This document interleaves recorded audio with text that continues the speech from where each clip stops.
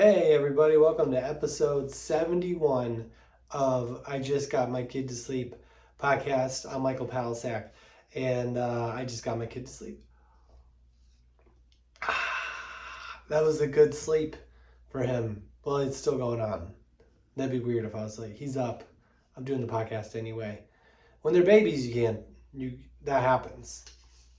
When they're babies, they don't go to sleep sometimes, and they tell you just let him lay there, and you're like, well, come into my house and tell him that. They're not very What I would try to do, this is a good tip I've mentioned before, but I know not everybody has caught up on all the episodes yet. Maybe they have, but there's a chance you might have missed one.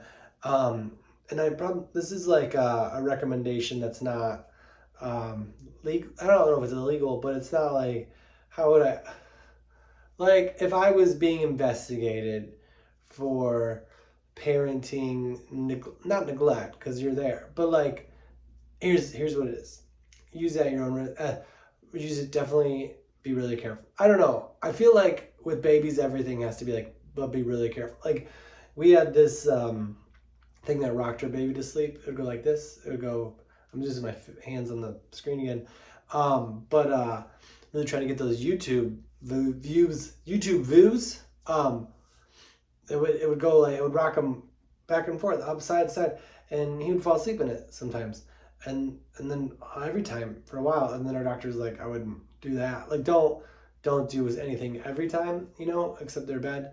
And because babies, when they're really, our son didn't like to sleep in his bed, or his not crib, but whatever the little thing is before the crib. I don't know. I just think they're so used to people holding them, and they get like, they can feel the people holding them. They're like, I'll just sleep here. And then you're like, well, you're gonna go here now, and you're like, I don't think so. But they don't say I don't think so. They scream like really something really bad is happening to them, and you're like, oh, okay.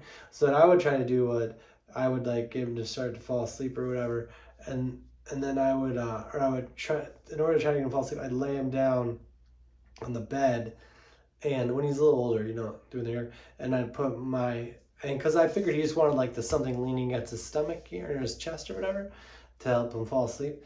And but then once he's there, if you move him, he's gonna wake up.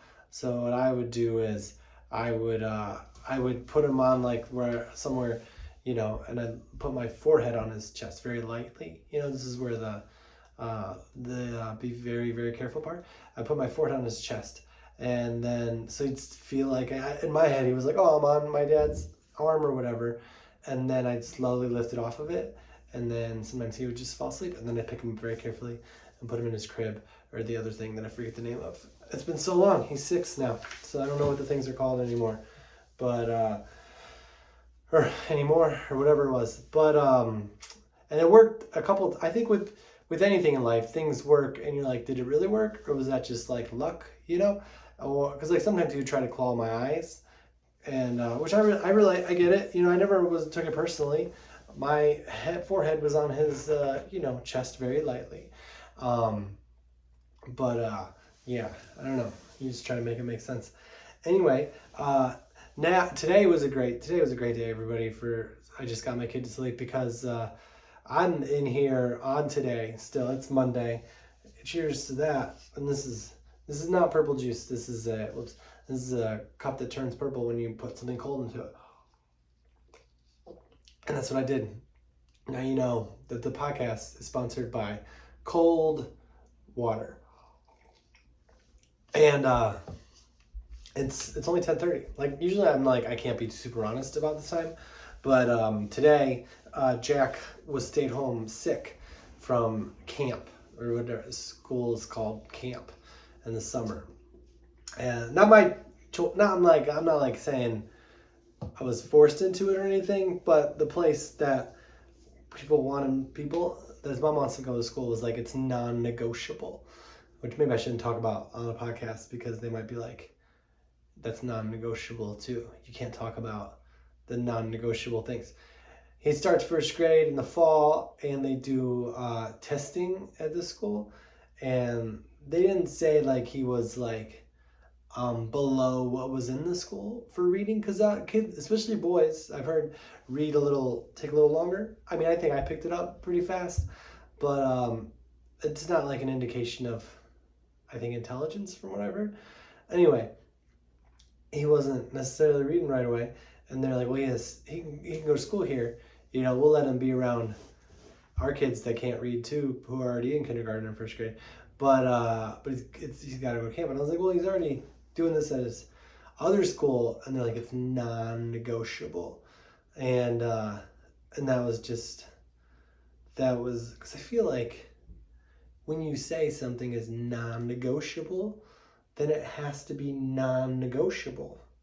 And that's just sad, Why did you kill our negotiation? Like, why is this the thing that's, Anyway, so he's there. But on Sunday, I was very proud of myself as a dad. And maybe you guys all will be too in the IJGMKTS audience.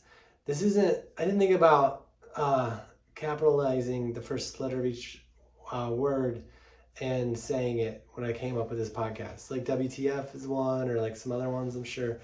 The Joe Rogan experience, that's not. But like I just got my kids to sleep. People out there, it'd be so Sunday I had a baseball game. I made the All-Star team this year. PCBL, check it out on Facebook. I made the All-Star team. It's mainly because no one from our team wanted to go to the game because it was like 2 days after the 4th of July. But I made it.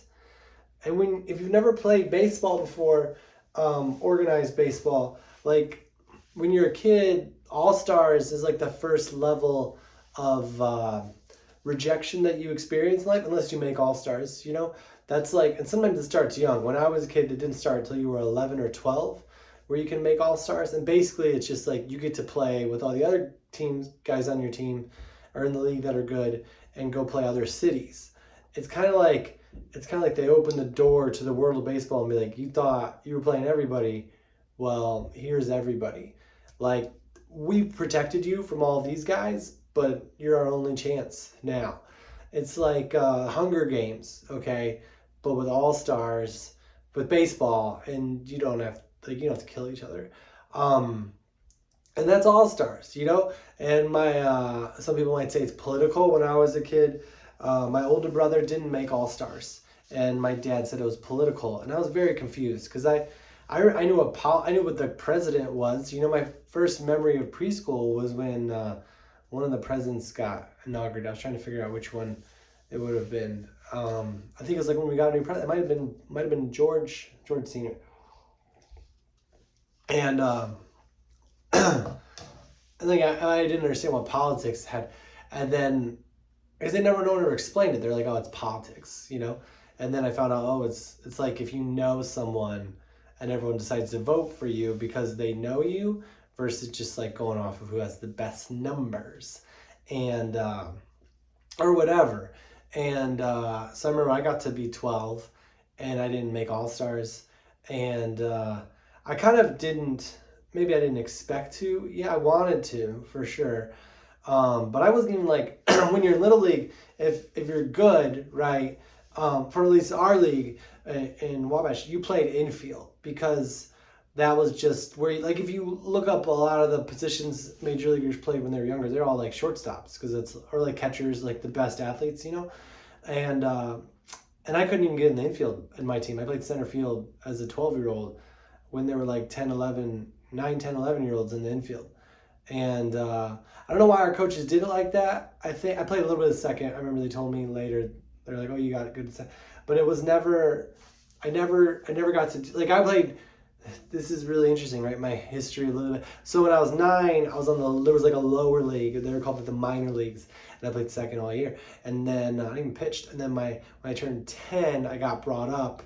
And I just didn't play. I played outfield the whole time. So I didn't think I was going to make the All-Star team because I couldn't even get in the infield in my team. But I knew I was good. But then we won the championship. And then we had no All-Stars that year. And everyone said it was because our 11-year-olds were really good. But then when the 11-year-olds were 12-year-olds, did they win the championship? I don't remember. And I say that like being funny, but I don't remember because I didn't look back. But I asked my friend recently who was on that team, and he said he didn't remember, which I'm pretty sure that means you didn't win it. Because when you win it, you remember. Like it was special. And anyway, so that's what that is. And then 13, I didn't make it also, and I think I batted like 500. And the point of this podcast isn't seeking recompense. Is that the word? Retribution? I don't know. I felt like I was good enough. But so now I made it when I was 14 and when I was 15, and I just made it again. And I think I made it when I was 28 also, and then I just made it again. In my 40s, my early 40s, and special. And I found out that day. My coach texted me on a group text and said, "Hey, does anyone want to play in this thing?" And one guy said yes, and then he said, "Are you in Hawaii right now?" And he's like, "Yeah." And then the coach is mad at him, and I texted Marco. Or it's a player coach, he just sort of runs things. I texted our coach. I was like, "Oh, I really want to, but my kid is it's 4th of July, and he's not. You have to wake up pretty early to get to these games, and I'm not gonna wake him up." And he's like, "Just get there when you can." And I was like, "Okay." So I did. I played the last 3 innings of the All-Star game this year. Pretty cool, I don't know how we got on that, but I knew that when I started this podcast, I was definitely going to work in my baseball youth all-star experience. Because it might not seem like a big deal to people, but when you're a kid and you don't make it for a couple years and then you do, it's just like, what now? What? Yeah, I thought so. Like when I was 14, I must have done really well to make the all-star team after having not made it for 2 years in a row. Like I bumped somebody. Like someone who was in there decided to play soccer that year. I don't know. But I was in. What? That's the thing. Here's the advice, world. Like you put everything you want into all the stuff when someone can reject you in something and you get rejected. You can put the whole world on it, some people might quit after they don't get a thing. Some people might be motivated to do better. But what I would say is it's not that big of a deal. Because when you're a kid, sure, you get to play baseball 1 more month or whatever, but you can play baseball 1 more month as an adult if you live in a city that has that for a long time. And if that's what you're worried about, don't be worried, It's going to be okay. There are professional baseball players who didn't make the All-Star team. So think about that today when you go about your day and you have a similar experience to me not getting the All-Star team when I was 12, even though we won the championship. And then the next year our team didn't win the championship and we didn't have any All-Stars when I was there, but then they had 4 the next year. Like what are we doing, guys? Who won this? Sure, there was another 12-year-old that didn't make it that was like 6'2" as a 12-year-old, but he didn't make it either. So it's like, what? Who did? No, would we just gel as a team? Anyway, I'm fine, but I made the All-Star team this year, and I don't remember how I got in that. But this week I was gonna play baseball in a regular season game, and my son woke up and wasn't feeling that well. He kind of went to bed the night before with a cough. During the day, we went to Chuck E. Cheese, and I reflect on this decision. I reflected on it a good amount because it's like, it's a Saturday. There's things we can do outside. We don't have to go to Chuck E. Cheese. But here's why, okay? It might seem, if you listen to all the episodes, that I just do whatever the kid wants. And that's not wrong, but here's the rationale. Just so why you would go to Chuck E. Cheese on a random Saturday without a birthday attached to it. He wanted to, which seeing him light up, If I had been like, we're not going to Chuck E. Cheese, he's like, I want to, that's a different story. But I picked him up, and when I pick him up, we're in separate households. That's not a secret. But I do think there is this sense of like, oh, he doesn't get that thing that I had as a kid. He doesn't get to wake up in the same bed every day. He doesn't have like brothers and sisters that are running around getting in his stuff. He's not going to be able to break into his older brother's closet and take his BC Boys cassette tape and then just not even listen to, just to wait until his brother's kind of upset because he can't find it because it's not even his, he borrowed it, and then put it back. Like, he's not gonna have that, he's not. And so when I pick him up, I never know, I don't have a plan, it's like, well, we can go to the park, or we go home, we go to the playground, we can play catch, maybe, whatever. And or as big as like, oh, maybe if he really wants it, we can go to like the beach, and or do some like sort of ocean thing. Or the zoo is really close. Zoo's great. But he was like, I want to go to I didn't bring up anything. He's just like, I want to go to Chuck E. Cheese. And I was like, you're it, he did something he wants to do. And I was like, well, my parenting reason was like, if you go, you can buy a thing for like 2 hours. And when I was a kid, Chuck E. Cheese was like coins, and you went to a birthday party and they just like threw coins in the air. Like, I've never been to a strip club, but I imagine it's just like, and getting Chuck E. Cheese tokens. You just take them and you just go play. Like, I would play Ninja Turtles and then watch someone else do better. Like, I had the ball crawl, super fun. That's a place I would love to see now as it was then. Like, I wish there was like video of the Chuck E. Cheese that we went to, because I see it as like the Ninja Turtle video game, a ball crawl, and then some robot mice singing, and beer for some reason. Like, my mom was very careful growing up that like we didn't see alcohol. Like, I think my parents drank, but it was always, we were in bed already. Like, they weren't big day drinkers as parents. And and I love that as an excuse for a parent why they're drinking around the kid. Well, I like to day drink, and he's awake still, so he's gonna see it. No, I never saw it. But then we went to Chuck E. Cheese, and it almost became like a kid thing, I would see it at family get-together, like extended family get-togethers, baseball games, or Chuck E. Cheese, which is a weird. I understood all of them. Like, baseball games, people are paying. Like, on some level, I understood. And then like family get-togethers, like, I don't know, we're outside. These adults are not policed by my mother, so they're gonna do whatever they want. And then Chuck E. Cheese is just like, well, yeah, this is for the parents. On some level, I knew that, and so that's what I remember. And I would just love to see what it really was, because now I walk in and it doesn't look at all. Like, I remember like a dark room, like the arcade was like dark. Like, you couldn't see the outside world. There was no light coming in. It's just dark, and it was vast. It was so deep, like you go back and it just goes back, and you're just lost in this arcade of games and fun. And the games were mostly video games. They were just video games that were awesome, and then the robot mice.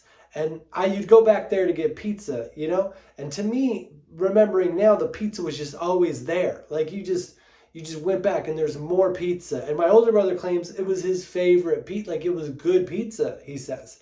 The best pizza. Man, I got to order pizza again now that I'm talking about all this. But he said it was like his favorite pizza for a while. And like, I probably went like, I don't know, I think once, but probably more than that. And then you get the tickets and you think it's like 10,000, and then you get up there and it's 60, and you get like gum and one of those army guys that you drop from the ceiling, and the parachute comes out, and you're happy as heck because it's like, and you'd see like the 1,000 ones, like, oh wow, I could save up someday and get there. But no one ever made that promise that was possible. So you purchase like the little candy and the little thing and get about on your childhood journey. That's what I remember in Buffalo, New York, until I was 7. And then we moved to Indiana, and there was no Chuck E. Cheese. You'd have to drive 45 minutes. Who's doing that? Anyway, so part of it, I would love to see it because I want to know whether it was really that awesome. Does it sound awesome? But my son, we went to a birthday party. I'd never brought him there. Like, I've exposed my son to enough fun things that I've learned. You just don't do it. Do not put anything else on their list unless you as a parent want to be asked to do it a lot or to do it a lot.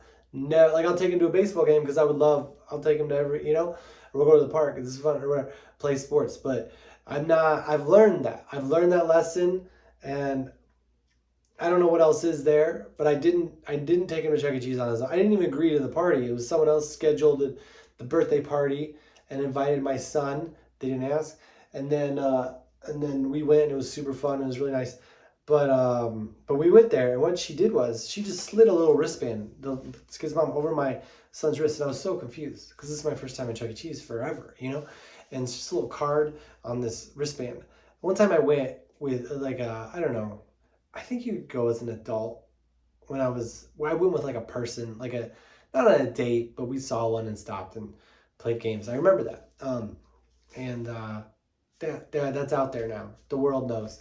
Um, but this was like a card on a thing, and you just swipe it and you play. And like I would say, the Chuck E. Cheese today, 70% of the games, maybe 80, are all just about getting tickets. Like the main joy is like how many tickets you can get from this game. Like it's like a casino really, where you're not really putting in money, you're just putting in hopes and dreams and all of the energy of your well-being to get the most tickets you can. And like you pay for 2 hours, or the birthday party is like 2 hours, and you just go crazy. And no one even, there was food, but no, we never went back for food. We were just earning tickets at this birthday party, and that was it. Just tickets, tickets, and then tickets, and then at the end of it, you look at the thing and you see what you can get or whatever. And it was just all about tickets. And then we went when my son finished kindergarten. All the kids went, and my son even found a way. There was one game where these snowballs, not real snow, you know what I'm talking about. They're like plastic balls. They come out and they shoot in this tube. You're in this tube and you try to put as many in the hole as you can. Like this is real, just like child labor. Like it's just gamified. Like if you could figure out, I get why kids had jobs. These are all jobs, and they work for 2 hours straight. That's how long. When I had breaks, when I worked in a union factory job, you worked for 2 hours. These kids are like putting balls in holes. That's a job somewhere. Putting a ball in a hole, pulling on a thing to see how many tickets you. It just could be game. I think we're missing out. Not that kids should have jobs, but I don't think we should be paying for this. Gamified labor. Anyway, he did this one thing where all the kids, there's like 3 kids in a tube, and they're all putting the balls back into the tube. And the more you got in, the more tickets you want. And he was the only one scanning his card, and so he was getting all these kids to work for him. He got like so many 1,500 tickets that day. Anyway, you get up to buy the thing, and Jack sees the Sonic toy, and he's like, and it's like 6,000 tickets, and he's like, I'm gonna save up for that. And I was like, phew, My son says, phew. Because I was like, we could have a bunch of little math issues trying to add up how many things get up to like 1,500 tickets, or we could just save up, Sure, yeah, we'll save up and come back for that Sonic toy. What good planning you have, that this Sonic toy that you really want. And but he remembered, and so that was another reason we went, because I was like, well, I kind of built up for this. And but we went, and it was fun. But then at the place, or maybe later, he started having a cough, and I don't blame the place. I've even spoken to doctors about this. I don't think you can really ever bring an illness back to a specific location, because they don't show up right when you get sick. It's not paintball, I don't know if you know about paint, but if you get shot with a paintball, you see it and you're like, oh, you shot me. I'm out now. And unless you play a version where you just go back and touch a thing and then play, which then guys just hang out there and they just shoot you a bunch. I've only been paintballing one time, and it was really, I thought it'd be way more fun. Paintball is the main reason. Like I don't think war would be, I don't think it'd be fun, because it's so easy to get shot. I don't know how everybody is this. Anyways, this is more important to talk about. So yeah, you don't know when you get sick, so I don't blame them. But then he woke up Sunday, and he was definitely like coughing, and that's when I knew I was a real man parent. Some might call him a dad. I was a real dad, because I heard that coughing, and he woke up, and he was like, "It's time to wake up, Dad." That's not exactly how it goes. Usually he wakes up and he says, Dad, it's morning. And if I don't like sprint in there within 2 seconds, he's like, Dad, it's morning. Like our neighbors have to be the nicest people in the world because no one ever complains about their little child alarm clock through the wall screaming, Dad's morning, or be doing a podcast. So I went in there and he was like, he didn't look too good, no fever, so legally I could take him outside. But I was like, I don't think you can. I don't think we're going to my baseball game. Even though I'm an all-star now, this wasn't the all-star game; it was another game. I don't think we can go because I've been taking him recently. It's really fun. He sits in the dugout. He sits in his little chair, and he gets to see. Like when I was a kid, I had an older brother, and I would go to his games, and then I was like, oh, that's something that's fun, and I was like, that worked out for me. I was like, I can just bring him, and then that's the activity. That was one of the reasons why we did Chuck E. Cheese too, because I was like, oh, tomorrow, and he knew it kind of, but I was like, tomorrow you're gonna be at my game for up to 3 hours in this like hotness and with no entertainment. So I'm not gonna say this is to make up for that, but it's kind of to make up for that. He's been to my games before, and like when kids go to games, it's not like they ever like, oh, let's go to Dad's game. Like no one's buying tickets for my game, It's not like this is what we should all pick for our entertainment. You're just there because I'm there and you have to be there. And the first one he went to, it was at this like high school, and there were some other kids and parents that were there, and I could see them from where the field was. And like when I wasn't playing, I'd sat with them and stuff, just justifying my sketchy parenting techniques. It's okay. We had eyes on him the whole time. When we first got there, like, I never know. I might have talked about this in the podcast, but I don't think everyone's caught up on him yet. But I think maybe I have. I think everyone that listens for real. When I forget like how they age, because there was an age where I couldn't get like 10 feet away from him and he'd just be like running towards me, and like he couldn't do organized sports because unless I was like actively coaching or something, he wouldn't want to be that far away from his mom or his dad. And then, but recently, we started playing soccer and he would go in the field and I would wave and he would watch and he really wanted you to watch. Like I see some parents on their phones and I'm like, your kid's gonna look over here and then you're gonna be like on this and then they're gonna have good lives too, I'm sure. You ever know that you ate dinner and you're like, I think I still want pizza. So the first game I brought him to, I was like, I don't know how this is gonna go.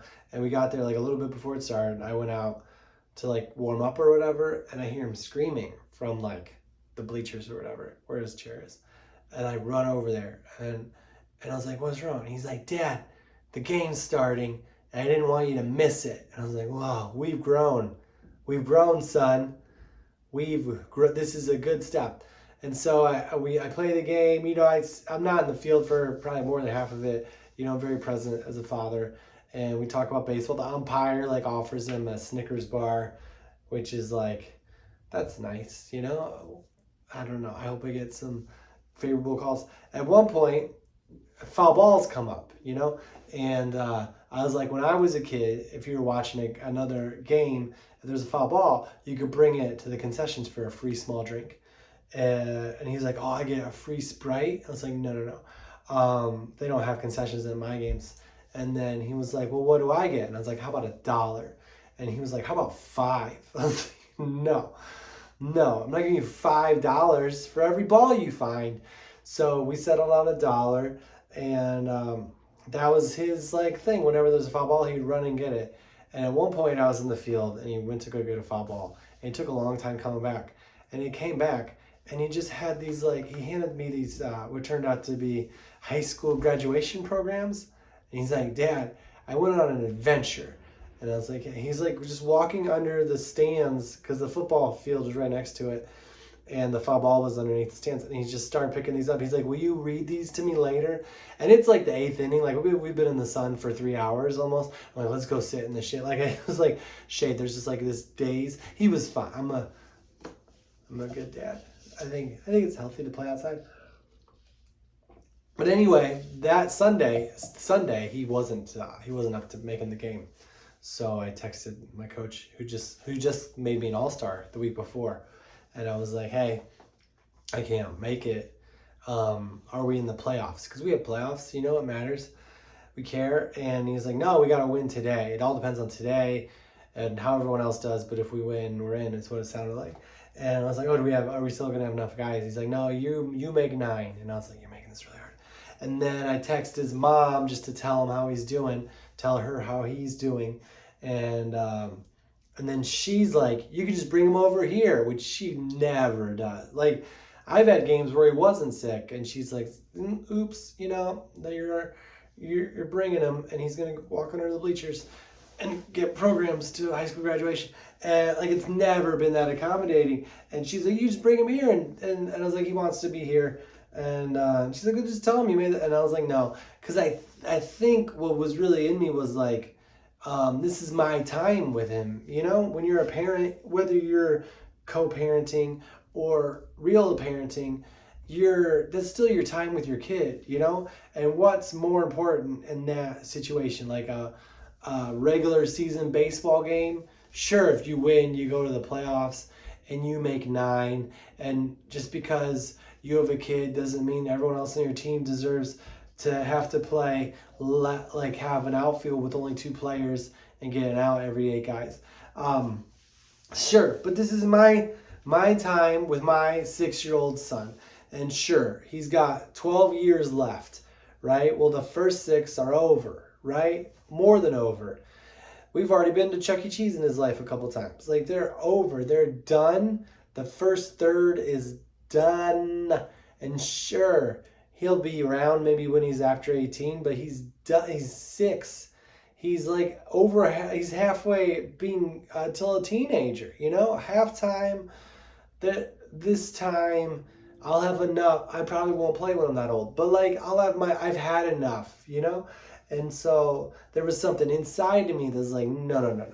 I'm not doing that. I did ask him about a babysitter, but he wasn't too excited about that. So we just stayed at home and we played video games and took a nap. I got him to take a nap. Here's the trick on how to get him to take a nap. I know there was a nap hack episode early on in the series that didn't have a lot about naps. There's a comment about that. Well, here's an updated one. So for a 6-year-old to take a nap, basically what I found in any sleeping situation that I want my son to sleep, I found that what you got to do is, like what I did was we played like some Nintendo Wii. We ate breakfast and I had a bagel and I was like super tired because I only got like 4 hours of sleep or whatever. And I was like, I'm going to go take a nap, And this wasn't planned either. It was just like, I'm going to take a nap because he's 6. Technically, if he can wander around a baseball high school campus, then he'll be okay in the apartment.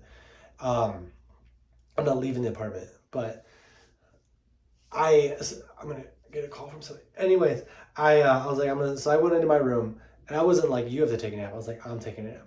So I just lay down. I have a mat in front of my bed because I have a TV in my closet. There's a lot to catch up on if you haven't seen the other episodes. And so I just sit on that mat and I watch old movies on VHS. It's quite a life. Listen, life begins early 40s and before I go to bed. I know I'm in Alice in Wonderland. We'll get to that later. But I was like, I was like, I'm going to take it. He's like, don't you nap on the mat? I was like, all right. So I get on the mat and then he gets on my bed. Eventually, like he's playing or whatever, and then he just kind of walks in.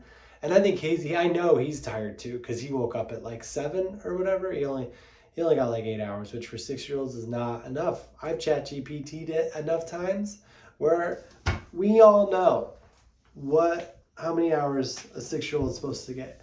And but he wasn't feeling well, and I think that's what woke him up a little bit. And so I lay down and I'm super tired. And that's the key, is like I'm super tired. Like if you give me like less than 10 minutes, I'm going to be asleep and I'm going to be sleeping real good. You know, sometimes you can fall asleep. Like today we tried a nap and he like kind of bumped me and woke me up and I was just up for the rest of the time. But that one, I laid there and then he like got down on the mat and he felt like he kind of woke me up and then we just both fell asleep for like 2 or 3 hours. And I was like, that's the trick. You have to fall asleep and not be willing to wake up for anything. Even, I mean, for important things you can. Anyway, so we took a nap and then, I made lunch and dinner. When he's here all day, it's like 3 meals. It's okay. It's not the work. It's like, what are you going to put in there that wasn't in the last meal? Like, what am I going to serve him that's not just me warming up lunch? Like, right? Because if I'm cooking one meal a day, and everything else is going to be cold. Anyway, but he gets, we had meals and then went to bed. But our team ended up winning, and we found another player. We had 9 guys. And we won. We made the playoffs. And I don't necessarily believe in signs from the universe, but I did feel like I made the right decision. If we had lost, would I have second guessed spending that time with my son? 100%. Every day until the next season began. But I don't think I have to do that now. Now I can be like, it's good to be a good dad. Anyway, I just want to make sure he's good for the playoffs next week. So we're going to bed early.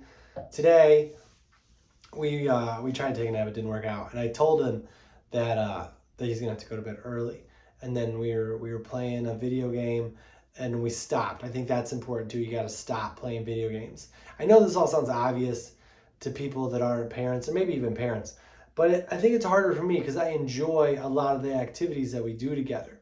So like we'll be playing Super Mario Galaxy or Super Mario Galaxy 2, and it only saves if you like beat a whole level.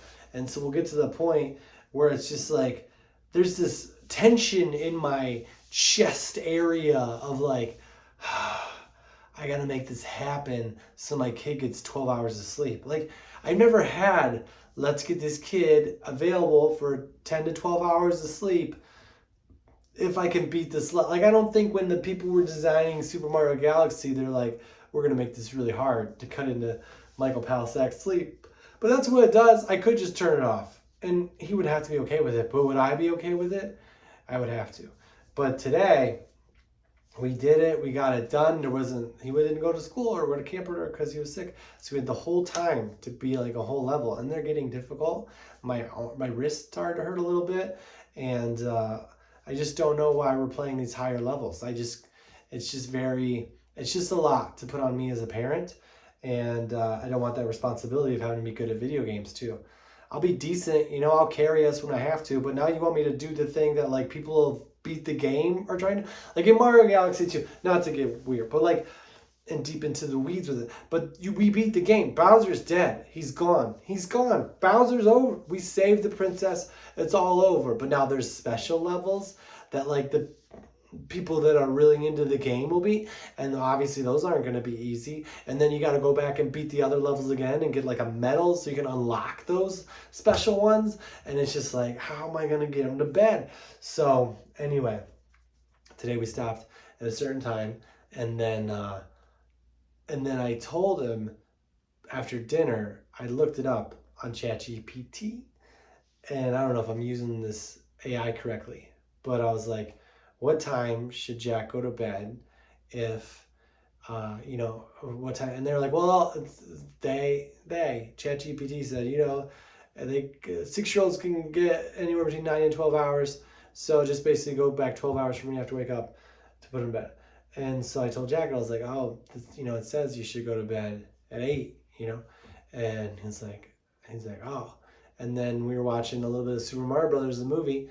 A lot of screen time today, but it was interact. I was there, okay? I think screen time, when you regulate it, is supposed to be like when the kid's just on an iPad by themselves. My kid's not there. He's not doing that. He doesn't have iPad. He's not by himself. He's not on my phone. He's with me, cheering me on, because he's not good enough to beat this level. That's almost impossible for everybody unless someone has beat the whole game. Anyway, he's good at other games. But it got to the point where I was like, oh, it was like time to take a bath. And usually he's like, I'm gonna stay later, but I was like, I was like, it's time to go to bed. And he's like, okay. So my son will listen to AI when it comes to bedtimes, is what I realized. And I think I just need to sort of tell him that AI said so. And maybe he'll just respect a robot a little more. That's what I think single parents need, whether it's a human or a family member human or a friend human or a robot on your phone.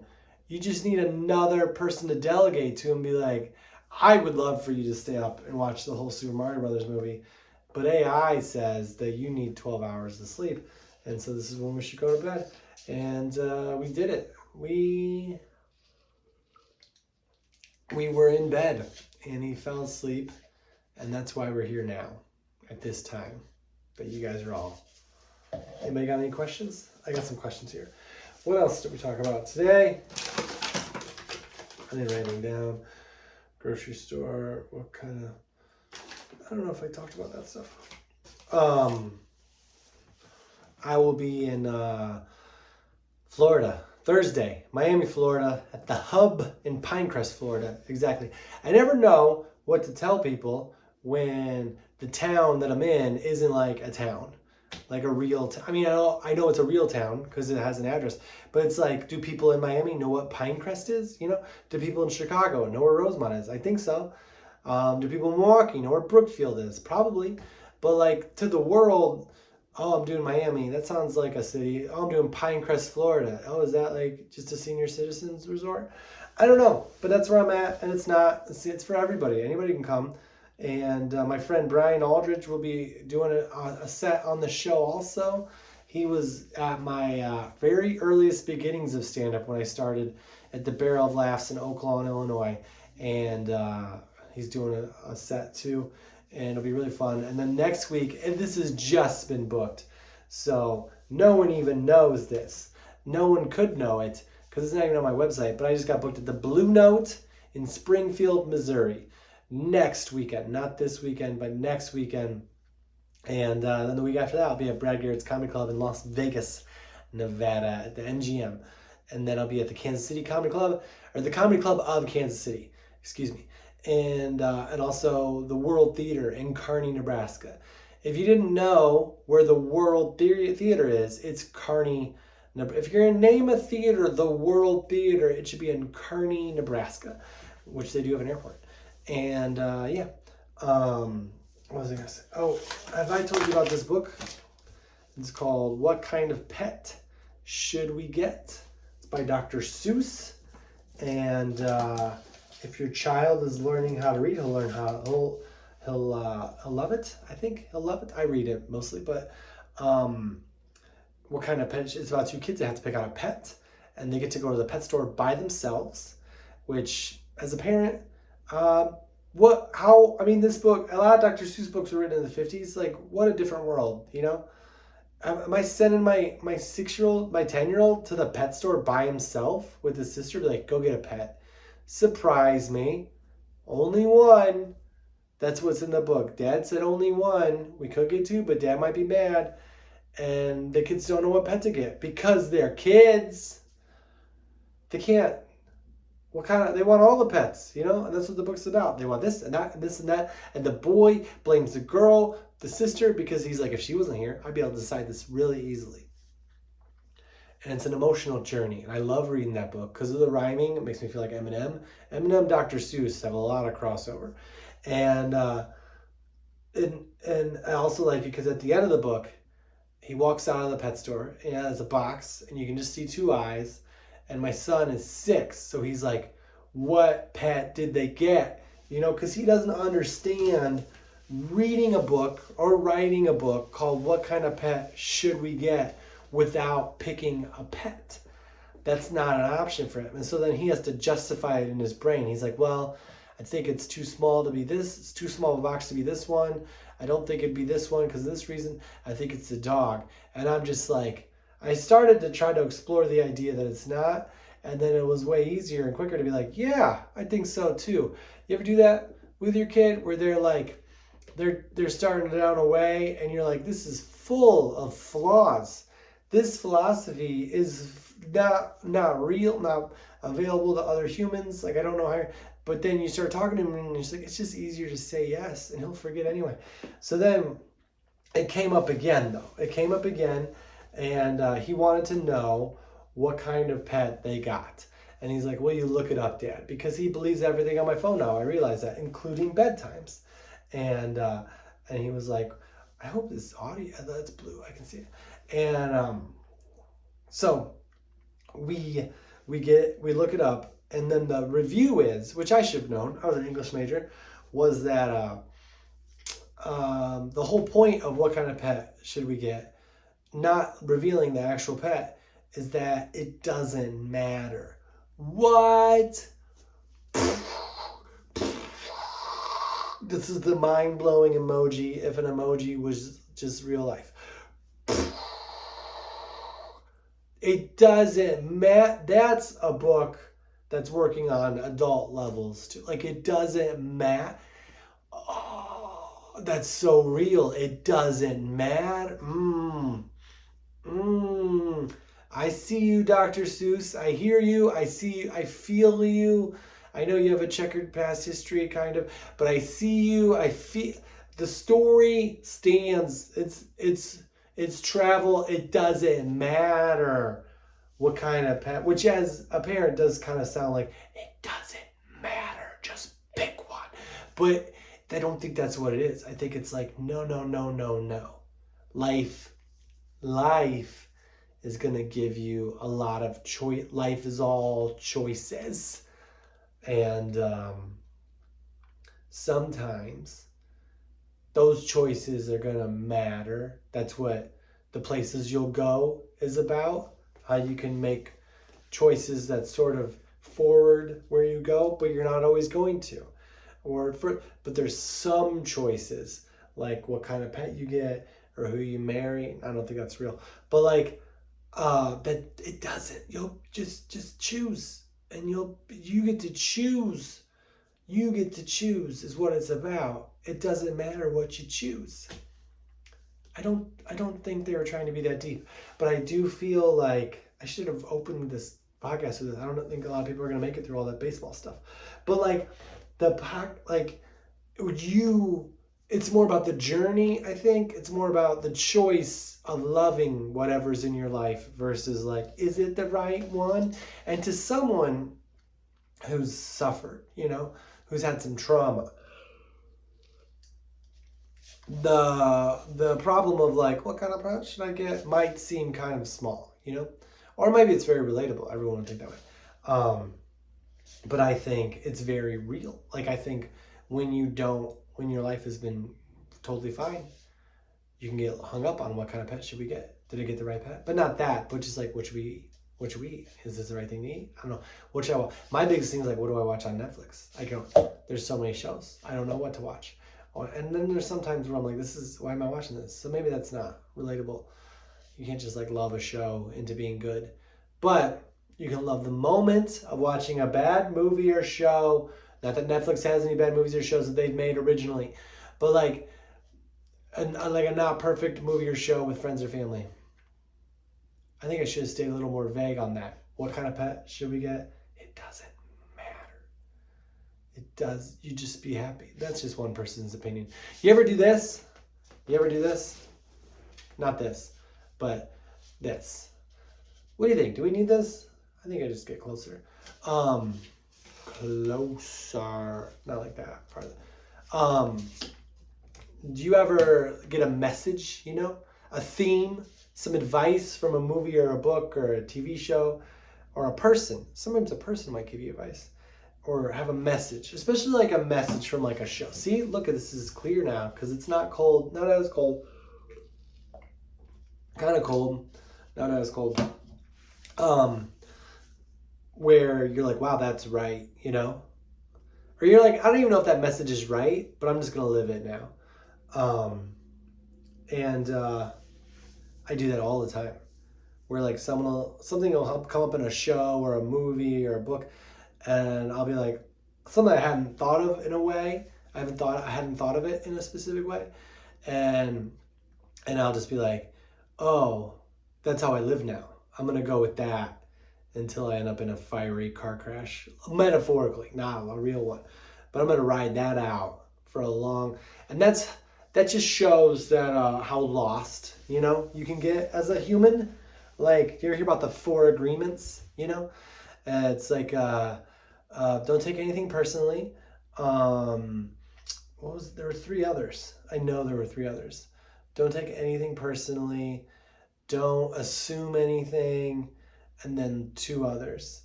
And I remember the first time I was in like an acting class, and our teacher, in addition to learning acting, he was like, you should read that book.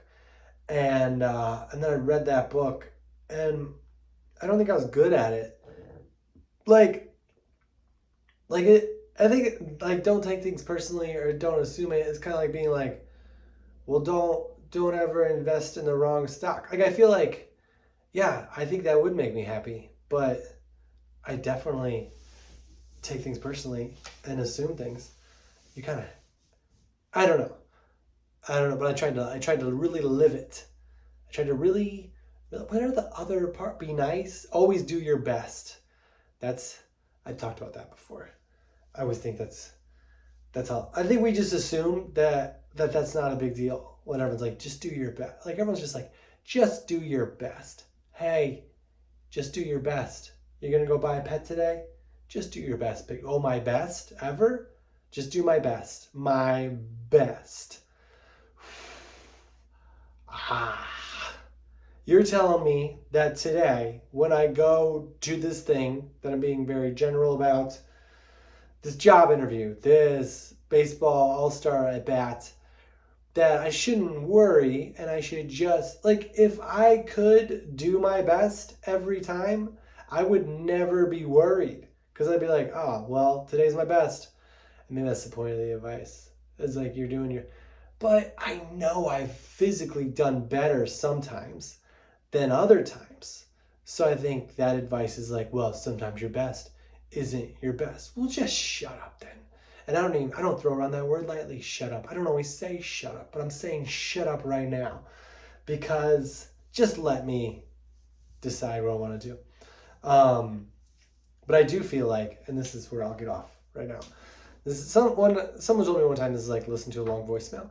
So this is what in the voicemail soon. My son today, we were playing Super Mario Brothers Wii. I never think he's going to be very good, but sometimes he surprises me, because you have to play at the same time in that game. So it's like Mario and Luigi on the same screen, bouncing off each other. And if your partner's dragging, until they lose all 5 lives, they're just there.